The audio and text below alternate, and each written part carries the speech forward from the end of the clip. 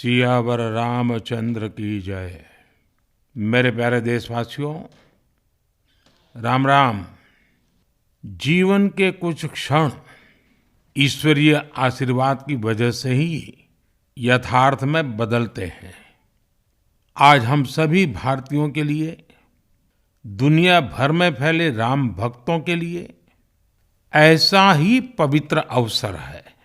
हर तरफ प्रभु श्री राम की भक्ति का अद्भुत वातावरण, चारों दिशाओं में राम नाम की धून, राम भजनों की अद्भुत सौंदर्य माधुरी।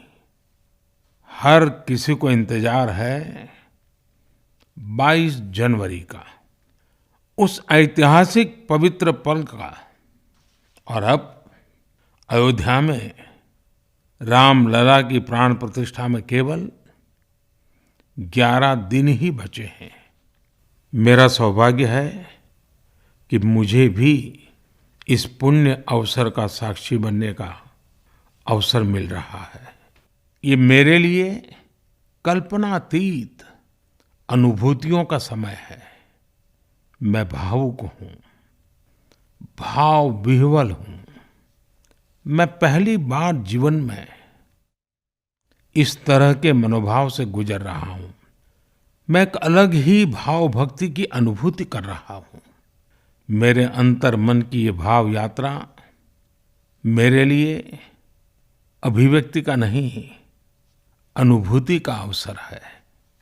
चाहते हुए भी मैं इसकी गहनता, व्यापकता और तीव्रता को शब्दों में बांध नहीं पा रहा हूं।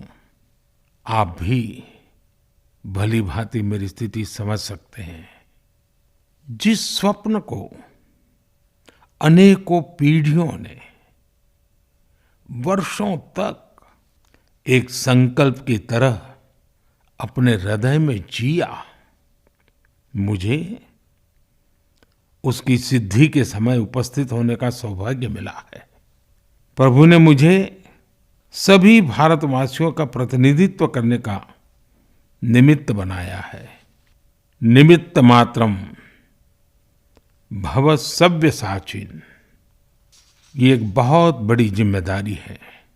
जैसा हमारे शास्त्रों में भी कहा गया है, हमें ईश्वर के यज्ञ के लिए, आराधना के लिए स्वयं में भी दैवीय चेतना जागृत करनी होती है।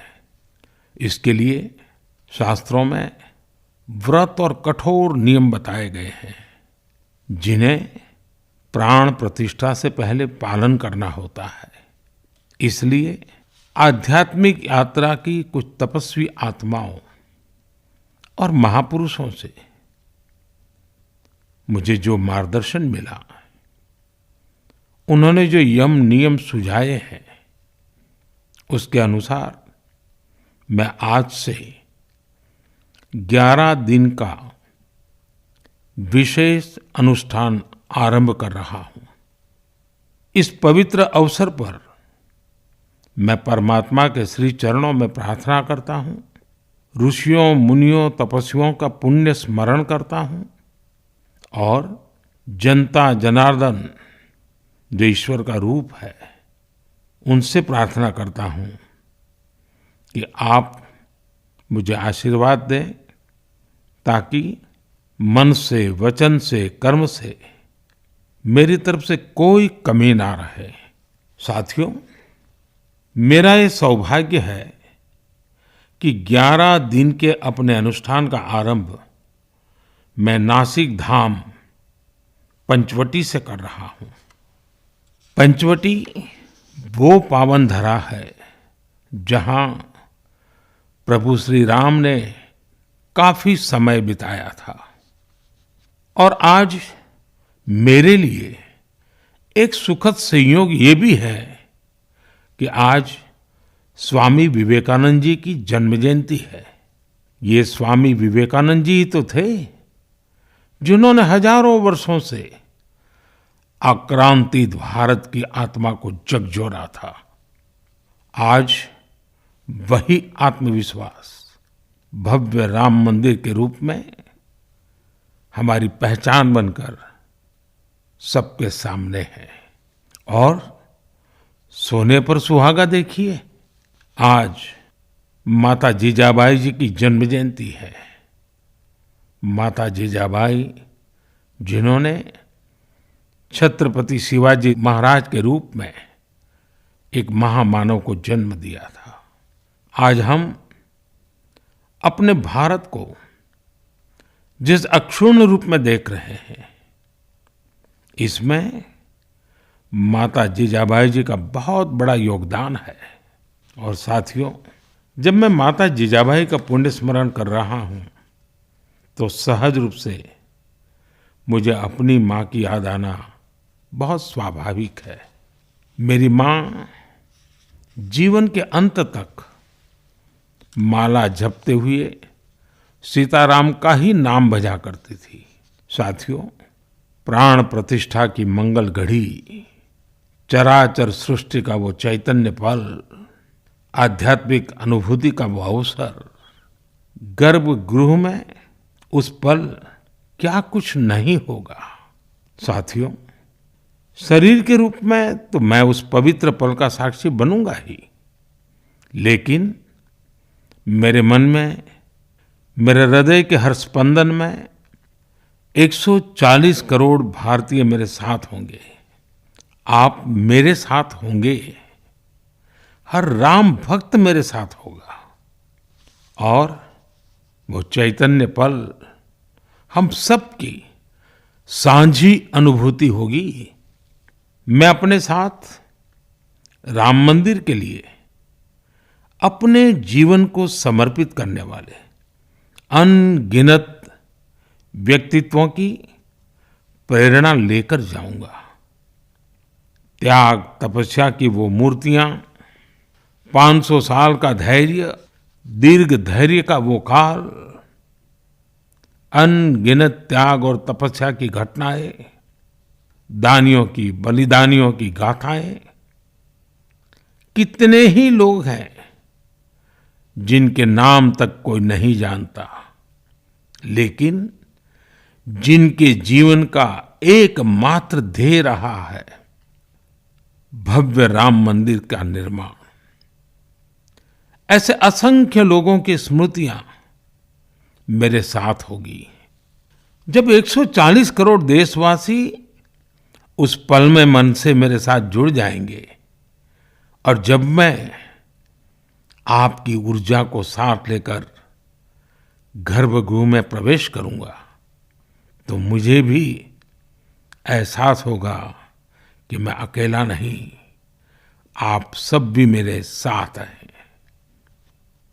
साथियों, ये 11 दिन व्यक्तिगत रूप से मेरे यम नियम तो है ही, लेकिन मेरे भाव विश्व में आप सब समाहित है। मेरी प्रार्थना है कि आप भी मन से मेरे साथ जुड़े रहें।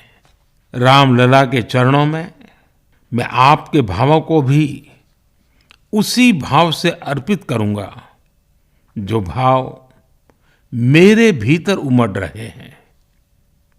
साथियों, हम सब इस सत्य को जानते हैं कि ईश्वर निराकार है, लेकिन ईश्वर साकार रूप में भी हमारी आध्यात्मिक यात्रा को बल देते हैं। जनता जनार्दन में ईश्वर का रूप होता है, ये मैंने साक्षात देखा है, महसूस किया है। लेकिन जब ईश्वर रूपी वही जनता शब्दों में अपनी भावनाएं प्रकट करती है, आशीर्वाद देती है, तो मुझ में भी नई ऊर्जा का संचार होता है। आज मुझे आपके आशीर्वाद की आवश्यकता है, इसलिए मेरी प्रार्थना है कि शब्दों में, लिखित में अपनी भावनाएं जरूर प्रकट करें, मुझे आशीर्वाद जरूर दें। आपके आशीर्वाद का एक एक शब्द मेरे लिए शब्द नहीं, मंत्र है। मंत्र की शक्ति के तौर पर वो अवश्य काम करेगा। आप अपने शब्दों को, अपने भावों को नमो ऐप के माध्यम से सीधे मुझ तक पहुंचा सकते हैं।